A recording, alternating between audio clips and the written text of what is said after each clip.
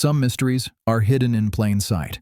Others are buried so deep in the wild, they feel more like whispers than history. But every so often, a story surfaces, one that makes you wonder what else the earth has swallowed whole. I'm Dexter Ash, and this is Forgotten Truths, where the past is never truly gone. It just waits to be found.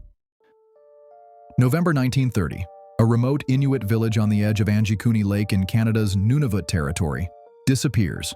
Not one person, not a family, but everyone. Men, women, children, gone. When hunters arrived, they found no signs of struggle, no bodies, no tracks. Food sat cooking over fires that had long gone cold. And the village's sled dogs were found dead, starved, and frozen in place. It begins with a fur trapper named Joe LaBelle, an experienced outdoorsman who knew these lands. He arrived at the village expecting warmth, conversation, and trade. Instead, silence. Cabins stood open, snow drifting in through the doors. Clothing and tools hung neatly in place. Pots of stew sat untouched, now crusted with ice. But not a single person remained. Outside the village, Joe found the sled dogs, still tied to their posts. All of them dead. The bodies frozen stiff, ribs visible under matted fur. They hadn't been cut loose or taken. They had simply been left behind to die, something no Inuit hunter would ever do. LaBelle alerted the Royal Canadian Mounted Police, who arrived days later. They searched for tracks. Nothing. No trail, no footprints, as if the villagers had vanished into thin air.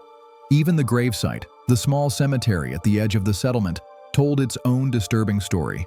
Several graves had been dug up and emptied.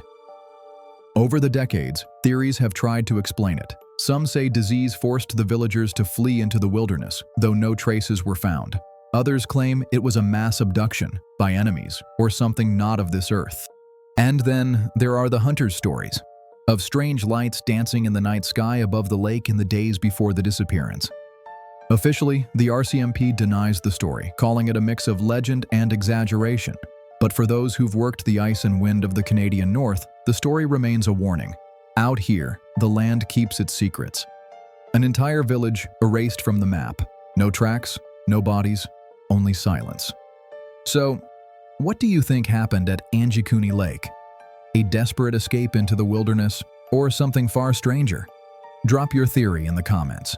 I'm Dexter Ash, and this is Forgotten Truths.